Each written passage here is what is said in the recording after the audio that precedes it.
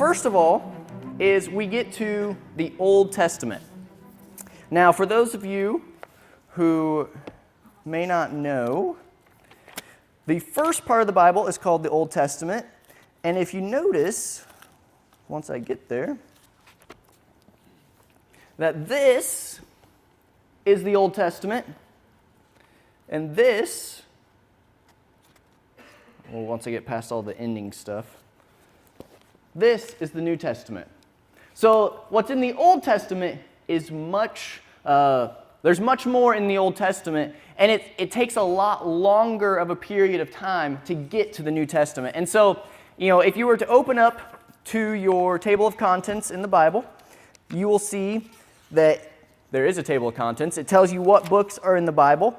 And so this first part is simply an overview of the Old Testament. So first of all, what is the Old Testament?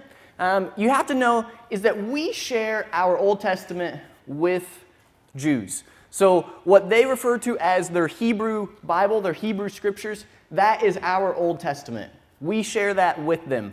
They do combine some of the books in their Bible. So, 1st and 2nd Samuel, 1st, 2nd Kings, 1st, 2nd Chronicles, Ezra, and Nehemiah, they are combined. So their number of books is smaller, but it's the exact same, okay? And then like the quiz said, the Old Testament is originally written in originally written in Hebrew with a little bit of it in Aramaic, okay?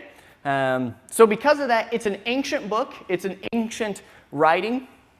I don't naturally speak Hebrew, and so I have to rely on scholars who know ancient Hebrew, who can study that, who have spent their whole lives reading and studying ancient Hebrew to be able to study and learn from them. And so the other thing we need to know about the Hebrew Bible, our Old Testament, is that it was canonized. Okay, this is a big word here that I'm probably going to use several times tonight, so I'm going to define it for you. So canon, in the Greek language, simply meant ruler. So if you picture like a ruler or a tape measure, what those do, what a ruler or a tape measure does, is it has a standard of measurement. And so for that word, for canonization, it's the standard at which something is considered authoritative, okay? So when I say canon, I'm going to mean what has been deemed authoritative and as Scripture, both in the Old Testament and the New Testament. And so what we see is that it was canonized roughly by 100 BC. Now, just letting you know, tonight I will be a little technical. This week is probably the most technical out of the 3 weeks, simply because of the nature of the topic. I'm going to have some times and some dates and different things, but 100 BC is roughly 100 years before Jesus was born, okay? And so by that time period, it was already established, it was standardized, it was canonized that this is the Old Testament.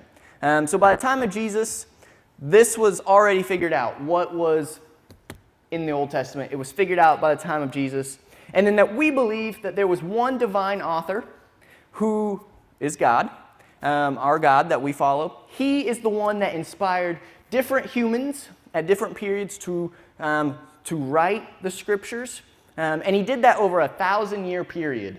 And so, we believe that Moses traditionally wrote, the first 5 books of the Bible. And then, God, he inspired.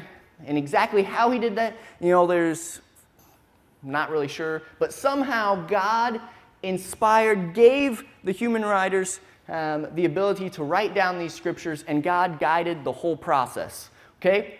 We're going to talk about that a little bit more when we get to the New Testament of what that means.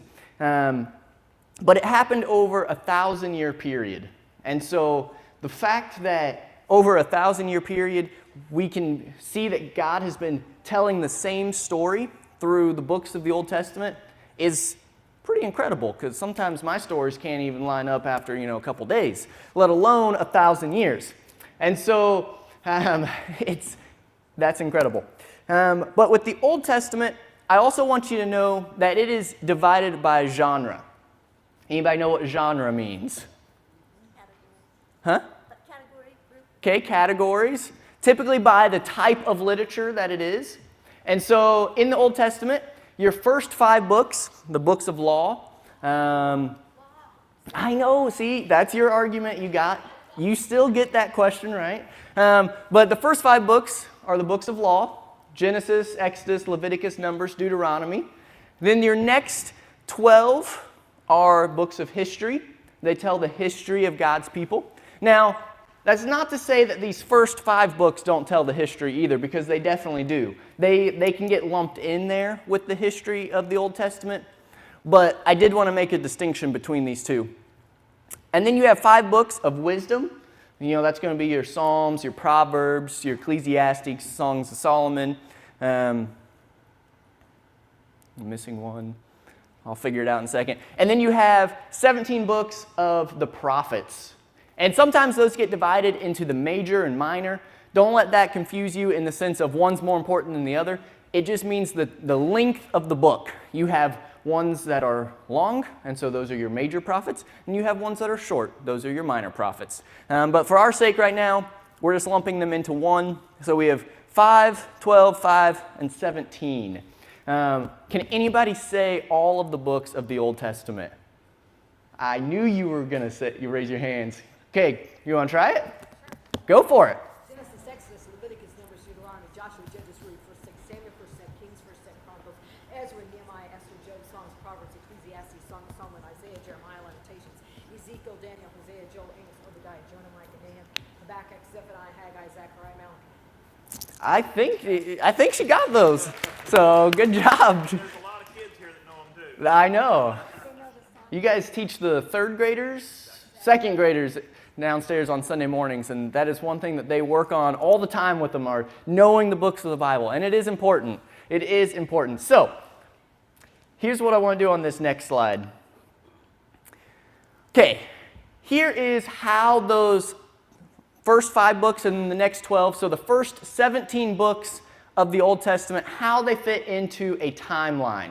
I know the font is a little bit small, so you can follow along in your handout there, but if we open up the Bible to the very, very first page, it starts with the book of Genesis, and I have it split up here, Genesis 1 through 11. You have, the story of creation of the world, you have the story of Adam and Eve, you have the story of Noah, you have the story of the Tower of Babel, but it's God is establishing His order, establishing His creation in an account that we would understand. And so He goes through that. That's kind of over here. Time-wise, it's fairly accurate, but it still leaves a little room for question up here on the exact time, because it doesn't necessarily, it gives us some generational things that we can trace the generations back to figure out what time. But remember, the Bible isn't always written how we would like it to be written today. We, in our modern world, we like to record every little detail about who, what, when, where, and why. But that's not God's intent here. God's intent is trying to explain who He is and why He's creating. And so we can trace the generations back and get a good little time frame here. But it's going to be a little different than when we get over here, where we have some other historical events that really set it in stage for us. So that happens over here. And then we fast forward somewhere in here between the 2000, 2500 BC mark is where Genesis 12 through 50 take place. That is where God, He calls Abraham to follow Him, to walk in relationship with Him, to have this covenant with Him. And God tells him that, hey, I'm going to bless you. I'm going to make you into this family, this large family, this father of nations, and you're going to bless the whole world through your future family. And so He also promises a son. And then as you read, that son takes a little bit, but eventually that's Isaac, and then Isaac has a son named Jacob, and then Jacob has 12 sons, and those 12 sons become known as the 12 tribes of Israel. And the end of Genesis focuses both on Judah and Joseph. And if you're following along with the reading plan that we have here at Christ Church this year, spoiler alert, this is what I'm following, okay? With the reading plan, I'm following these 17 books historically through the Old Testament. And so after the book of Genesis, we get to Exodus. Now, most of us, hopefully, we've heard the story of Moses going to the Pharaoh of Egypt and says, "Let my people go." God appears to him in a burning bush and says, "You're gonna lead my people out of Egypt." And then, he goes before Pharaoh. There's a lot of plagues. And then Pharaoh eventually, after a lot of different plagues and the death of his son, he lets them go, and they get to the Red Sea, and God parts the waters, and they walk through the Red Sea. Perhaps, maybe you've heard that story. That's what's happening here in the book of Exodus. I have up here, they were slaves in Egypt, but then they leave, they experience freedom from that, and then they go to Mount Sinai. And Mount Sinai, I forgot, I have a map up here. So they were here in the E, where the E is, that's Egypt. S is where roughly Mount Sinai is. So they have to make this journey from the E to the S. And God has to teach them and give them instruction on what it means to follow Him now that they are free. And so, as we read the rest of the Old Testament, we are reading this story of God's people and how well, or most of the time how not well, they follow God. Because remember, this whole story is about God and what He is doing in this world. And so Exodus, Leviticus takes us to Mount Sinai. Numbers and Deuteronomy takes us from Mount Sinai to the Promised Land. But they don't get in because of their fear. And so God makes them wander around in the desert around here, around the S, and for a new generation to come up. And then from there, you get to Joshua through Ruth. They finally get to go into the Promised Land, which is here at the I, where Israel is. They have a series of conflicts and different battles, and they're fighting for control of the land. But you also have this turning point where there's a phrase in the Bible that says they all did right in their own eyes. So they took their eyes off of God and they started doing what was right in their own eyes. And so because of that, God rose up judges, those who could help deliver the people, remind them of who God was, that He was faithful to them, and remind them to turn back to Him. And eventually, when the pain got tough, when the suffering got, helped them see that they needed God, they would repent, they would turn to God, and then after a period of some peace and stability, then they would do what they saw fit in their own eyes. They would turn back to sin. They would turn away from God, and the cycle would continue. And so that's Joshua through Ruth.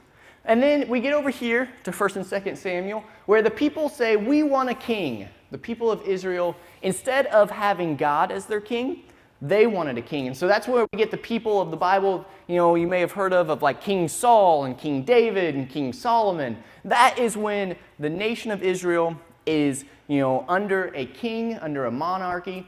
In that, you have the temple built, which is a pretty important deal for Solomon. But then we have some issues with 1st and 2nd Kings. The books of 1st and 2nd Kings is going to tell us that when Solomon dies, his sons, they are going to divide the kingdom. They are going to split. You're going to have the 10 tribes of Israel to the north and 2 tribes in the south. And so you're going to have Israel in the north, Judah in the south. And that's important. That's important for you to remember, because even as you read, that's going to help you remember geography. That's going to help you remember location and timing and everything. But here's where we start getting into some specific dates. So the northern 10 kingdoms of Israel, the Assyrians, they come in, they conquer the land, they take the northern tribes exiled in 721 BC, roughly around that time. And then it's still a little bit time longer when Judah falls in the south. The Babylonians are going to rise up to power. The Babylonian Empire are going to come in, they're going to conquer, they're going to exile the people back to Babylon, which is where the B is. So you're going to have not all, but most of the people of Judah going from this I. They're going to make this journey over here to where the B is. Oh yeah, hey, the A is the Assyrians. That's where the northern kingdoms go. And then a couple hundred years later, the southern tribes of Judah go over here to the B, to the Babylon. But they are going and they live in exile. So God's people do not live in the promised land at that time. They're in exile, they're in slavery again, but God uses it for His good. He uses it to show how faithful He is, and He brings them back. That's Ezra through Esther. They return from exile. They rebuild the walls of Jerusalem. They rebuild the temple. And it's in that time, you have Ezra the priest. So if you can kind of see the colors, the blue in this period, that's when most of the Old Testament, that's when it's actually going to be written. That's when it's going to be composed. But it's going to be with Ezra and the priests and the scribes that come after Ezra that the Old Testament is going to be finalized. Okay, so it's written during this period, but it's this period in between Ezra and Jesus that it's actually going to be finalized. And if you know anything about the Old Testament, the last book of our Old Testament is the Book of Malachi. And from the Book of Malachi to the first page of the New Testament, there's like a 400-year gap. And so that's why the writing, it stops right here, is because we have this roughly 400 years of silence is what we call it, where God did not inspire any humans to write divinely authoritative scriptures in between the Old Testament and the New Testament. And so God, this entire time, has been telling who He is, what His plan is in the world. He's been telling of what He is going to do and how He's eventually going to bring Jesus. And so I have Jesus over here at 4 BC. You may be questioning, why is Jesus not born in the year 1?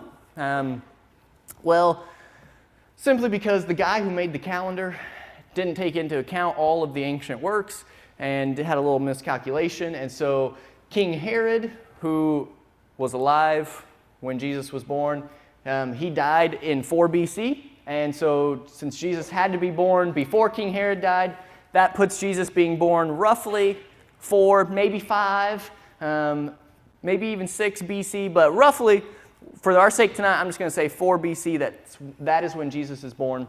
And so for the Old Testament, this is everything leading up to Jesus, everything that's leading up to it. So, any questions about this so far? Don't worry, I'm going to have another time for questions specifically on the Old Testament. So if you have questions, just write it down. Okay, does anybody know who this picture is? Who is it in this picture? I'm really glad you said that because that means Wikipedia was correct. So, no, yes, this is Alexander the Great. So, why am I talking about Alexander the Great when I'm talking about the Old Testament? Okay, it is a very big deal for you to know that, not necessarily Alexander the Great, but what the impact of his Greek empire had. So Alexander the Great, he conquers a ton of the world around the Mediterranean Sea, just conquers a big, big section. But with that, he also spreads the Greek culture. Ancient Greek, he spreads that culture, he spreads the language, he spreads even their values. And so what happens is, let me go back. I'm just going to go back one slide for a second. So Alexander the Great is roughly right in here, okay? So we've already had the New Testament written. We're in this 400 years before, 400 years of silence before Jesus. Alexander the Great, he takes over I went more than one slide. There we go. He takes over the land, and he spreads the Greek language. And the reason why that's important is because Greek became the language for trade, for commerce. It replaced pretty much the other languages. So Hebrew is the language of the Jews. Over that time period, Hebrew as a common language kind of started falling out. People started speaking Aramaic. That would have been probably their common language. But then they also spoke Greek as their trade and commerce language in that time. So when you have people who don't understand Hebrew, you also need a translation that is in the common language. And so what you have is, during this time period, they request that the Hebrew scriptures be translated into Greek. And so its tradition has it that 70 scholars created this translation, and this Greek translation is called the Septuagint, or LXX. That's the Roman numerals for 70. Because 70 scholars worked on this translation. So you have the Septuagint, and it's translated roughly around 250 BC. So 250 years or so before Jesus was born, you have this shift in culture that now they're speaking Greek. Also, it's interesting that the disciples of Jesus, when they quote the Old Testament in the New Testament, or the early church, they are typically quoting from the Greek translation, okay? Not necessarily the Hebrew scriptures. Sometimes they do quote from the Hebrew scriptures, but most time it is this Greek Septuagint. Okay, so why am I talking about the Greek Septuagint? Well, that question of why does the Catholic Bible have more books in it than the Protestant Bible starts with 250 BC, because the Septuagint includes these books. So these books of Tobit, Judith, 1st and 2nd Maccabees, Wisdom of Solomon, the additions to Esther and Daniel, those books, those were written primarily in Greek, not Hebrew, okay? And so what that means is you start having these, this tradition of these books were not considered the authoritative on the same level as the Hebrew scriptures. Josephus, a Jewish historian, he makes that clear. But what you have are these books become useful to read, not discrediting them at all. They become useful, they become widely read, but they're not at the same level as the Hebrew scriptures in the rest of the Old Testament. So, fast forward a few hundred years. I know I'm getting kind of technical right now. Into the New Testament time period, you have the early stages of the Catholic Church. Kind of when to be a Christian meant you were in the Catholic Church. When they are translating the Bible into Latin, so Jerome with the Latin Vulgate, he did not want to include these books, but eventually these books became included in the Latin Vulgate because they were handed down from the Greek language. And so they get included in the Bible, and tradition, then for the next 1,000 years, through the Roman, the rise of the Holy Roman Empire, and the Latin Vulgate being the main Bible, these books became part of the Bible that was used in that time period. It wasn't until, about 1500s or so, when the Protestant Reformation started with Martin Luther, John Calvin, Zwingli. Hopefully you may or may not recognize those names. I know I'm going on a history lesson. I just finished up 8 weeks on church history on Thursday nights, so all of this is like super fresh for me. But in that time period, the Reformers, the Protestant Reformation, they decided they wanted to go back just to the Hebrew Scriptures. Not what was included in the Greek Septuagint, but just to the Hebrew Scriptures. And so while these books can be useful, while these books can still be profitable for us to read, the Protestant Reformation said, we want to go back just to the Hebrew Scriptures. And so that's what they did. So that is why our Christian Protestant Bible only has 66 books, and we don't include these because of that tradition that goes all the way back to 250 BC. Okay, that's a good history lesson for you. So, what do you call these books, though? What do you call them? Most of the time, people call them the Apocrypha. I like to make a distinction because when we use the word Apocrypha, and the Apocrypha means like false, not necessarily false. Well, actually, what does my little note here say? I do have a little note on that one. Do I say false on that one? Okay, no, I just have, they refer to a group of writings that are not considered divinely inspired or authoritative. Sometimes they can imply the idea of group of writings that have a secret or hidden meaning. The reason I like to distinguish is because we do have books called the Apocrypha for the New Testament that we would consider false books that are not authoritative, that are not even really worth reading. And so I want to make that distinction. So the big phrase is the deuterocanonical books. You can read that book, that little quote later, but I do want to make that distinction in the name, just for those who are really concerned about it. But that's the Greek Septuagint, okay?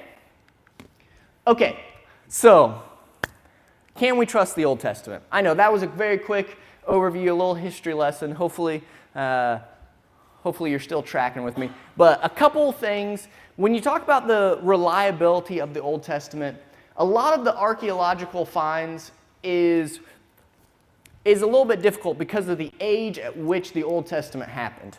It happened, we're already 2,000 years removed from Jesus, and so it happened, 3,000, 4,000 years ago, and so finding evidence can be difficult. That doesn't mean it's not there, because as we'll see with the Dead Sea Scrolls and other recent finds, we are discovering things about the Old Testament, about the New Testament, that helps us to be able to find trust in that. So here are just four, and there's more archaeological finds, but these were some of the four big ones that I really wanted to highlight. So you have this stone stele here from 1209 BC. That's when it's dated to, okay? So that's 3,000 plus years ago, but this is from Egypt, and it mentions Israel in one of their conquests, that they came in, they conquered that region in the Mediterranean, Middle East region, and they mention Israel. And also, sometimes these pictures are deceiving because they are a lot smaller, I think, than what these pictures make them seem, just from when I was looking at them. So this is one of the first references for Israel. This one, I don't know if you can see it up there, but there's a little line kind of 2/3 of the way down that's a little bit white, if you can see it. That is pointing to the words that reference the house of David. And so this rock is the earliest non-biblical evidence for King David, which is a pretty big deal because up until that stone was found, people wanted to question whether David actually existed. But with this stele saying the house of David, it provides extra biblical evidence that David was a real person. So I thought that was pretty cool. This one is really cool just because it tells the account of the Assyrians coming in, trying to surround and capture Jerusalem. Hezekiah, doesn't do it. When we read in the Bible, God, sent an angel and kind of defeated them and made the Assyrian king go back up to Assyria. Now, this prism, he retells the story a little bit differently.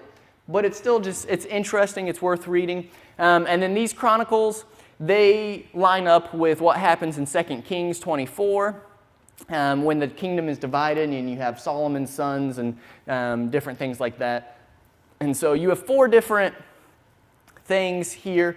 I just wanted to throw those out, that there are archaeological evidences for the Old Testament that you can go and research and you can go and study. You can Google these and then you can read about them. But definitely look at those four because those are pretty cool.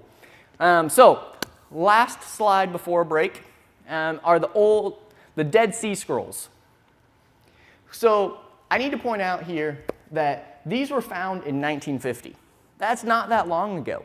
70 years ago is when these were found.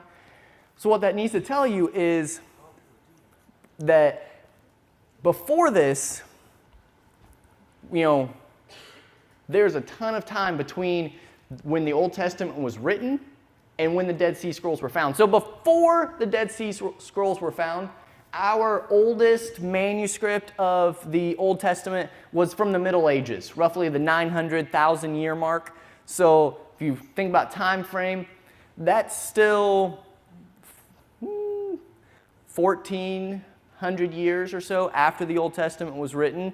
That was our oldest manuscript for the Old Testament. But then we find the Dead Sea Scrolls. The story has it, a shepherd lost a sheep and was going around these caves trying to find it, threw a rock up, heard something break, found these different ancient scrolls and different things. And so then they start some excavations. They excavate 11 different caves, but they find our different scrolls and fragments that, even though they found them in 1950, but they date all the way back to 300 BC, 300 BC to 50 AD. And all 39 books of the Old Testament are represented. The only one that's a little bit different is Esther is in Aramaic rather than Hebrew. And so, like I said, they were 1,000 years older. So the Dead Sea Scrolls, when they found them, 1,000 years older than any manuscript we had, but there was only a 5% variation between the Dead Sea Scrolls and our standard Hebrew Bible. And the scholars that I was reading this week said that 5%, they were mainly scribal differences, and they did not affect the meaning of the text. To me, that is just an incredible claim to the trustworthiness of the Old Testament, of the fact that we could go 1,000 years for our manuscripts and go, find something that was 1,000 years older, and it was almost identical. Word for word, sometimes, phrase for phrase, letter for letter, but only 5% was different. And so to me, that's a pretty big find that the Dead Sea Scrolls, even though they were found 70 years ago, they did not change anything about the Old Testament. So the story that we've been reading about God and who He is and what He's doing in the world, that did not change, even with the discovery of new manuscripts and stuff from the Holy Land today. And so to me, that's a pretty important thing that you need to know about, is the Dead Sea Scrolls. You can definitely read more about that.